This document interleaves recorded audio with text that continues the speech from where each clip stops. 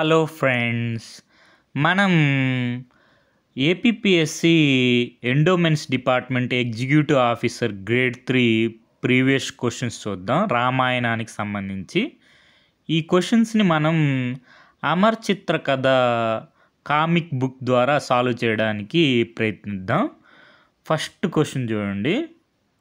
మనకి ఇది 2022లో స్క్రీనింగ్ టెస్ట్లో 92 క్వశ్చన్ అనమాట. Which one of the following is the kingdom of king Dasharatha? Dasharatha మహారాజు ఏ రాజ్యాన్ని పరిపాలిస్తున్నాడని క్వశ్చన్ అనమాట. మనకి ఆప్షన్స్ వచ్చి కోశల, మగధ, కాంబోజ, మత్స్య. మనకి ఆన్సర్ వచ్చి కోశల రాజ్యాన్ని పరిపాలిస్తున్నాడు దశరథ మహారాజు. నెక్స్ట్ క్వశ్చన్ వచ్చి which river is located beside Ayodhya? ఈ కోశల రాజ్యానికి రాజధాని అయోధ్య. ఈ అయోధ్య నగరం ఏ నది ఒడ్డున ఉంది అని క్వశ్చన్ అడిగారు అనమాట. మనకి ఆన్సర్ వచ్చి సరయు. సరయు నది ఒడ్డున అయోధ్య నగరం ఉంది. అయోధ్య నగరం కోశల రాజ్యానికి రాజధాని. ఆ రాజ్యాన్ని పరిపాలిస్తున్న రాజు దశరథ మహారాజు. ఇప్పుడు మనం అమరచిత్ర కథ కామిక్ బుక్ వాల్మీకి రామాయణలో ఫస్ట్ ప్యానల్లోనే ఉంటుందన్నమాట. The Ramayana. Kosala was a prosperous kingdom in ancient India ruled by king Dasharatha. మనకి ప్రాచీన భారతదేశంలో దశరథ మహారాజు సుభిక్షమైనటువంటి కోసల సామ్రాజ్యాన్ని పరిపాలిస్తున్నాడు. ఈ రాజ్యం it was situated on the bank of the Sarayu and it's capital was Ayodhya. ఈ రాజ్యం మనకి సరయు నది ఒడ్డున ఉంది. కోసల రాజ్యానికి రాజధాని అయోధ్య. ఈ ఫస్ట్ ప్యానల్ నుంచి ఈ కామిక్ బుక్లో 2 క్వశ్చన్స్ అనేవి మనకి రావడం అనేది జరిగిందనమాట. నెక్స్ట్ క్వశ్చన్ చూడండి.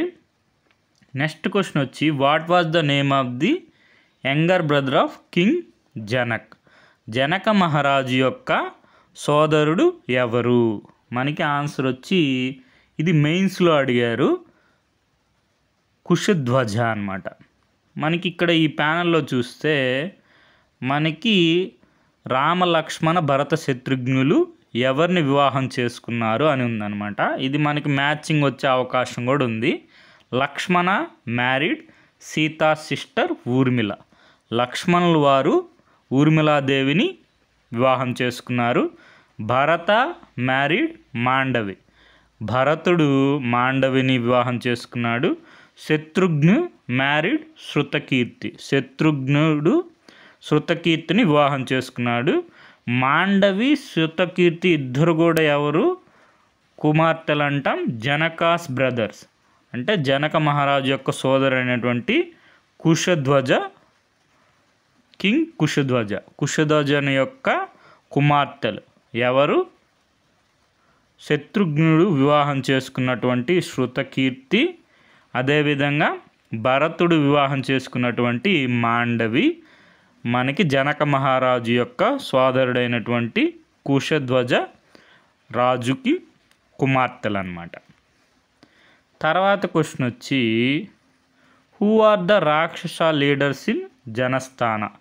జనస్థానంలో మనకి రాక్షస నాయకులు ఎవరు అంటే మనకి కరదూషణులు అనమాట.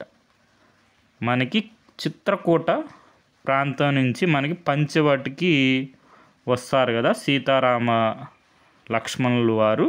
అప్పుడు శూర్పణఖకి లక్ష్మణుల వారు వికృత రూపం చేస్తారనమాట. అంటే ముక్కు చెవులు కోసేస్తారు.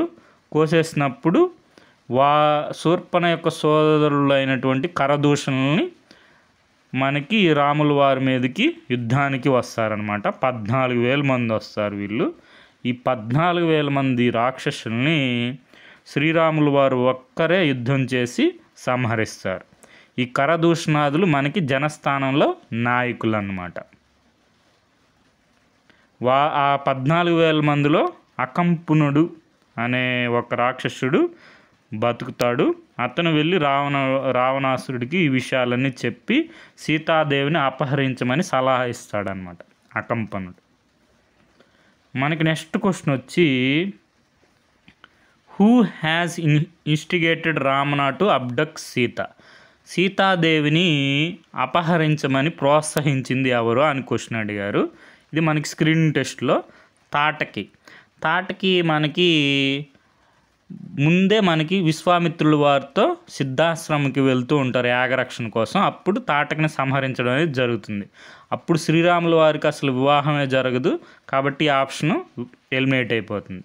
తర్వాత మందర మనకి కైకేయికి వరాలు కోరుకోమని చెప్తుంది. భరతుని రాజుగా చేయమని, శ్రీరాముని వనవాసానికి పంపించమని కైకేయిని మనకి మనసు మారుస్తుంది అనమాట. మందర కూడా కాదు. మండోదరి దేవి వచ్చి రావణాసురుని యొక్క భార్య, మహాపతివ్రత.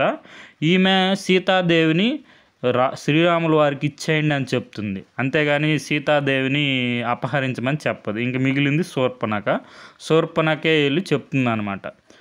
ఇక్కడ ఈ ప్యానెల్లో మనం చూస్తే ఇక్కడ మనకి నన్ను ఈ విధంగా ముక్కు చెవులు కోసినటువంటి వాళ్ళ మీద పగ తీర్చుకో అని చెప్పి కరదూషణను చంపినటువంటి వాళ్ళని నువ్వు వదలొద్దు, సీతాదేవిని అపహరించి నీ భార్యగా చేసుకో అని చెప్పి ప్రోత్సహిస్తుంది అనమాట. మనకి వీటికన్నిటికి మూలం వచ్చి ప్రీవియస్ క్వశ్చన్స్ మనం అమరచిత్ర కథ వాల్మీకి రామాయణ కామిక్ బుక్ ద్వారా మనం సాల్వ్ చేసాం అనమాట. Okay friends, thank you for watching.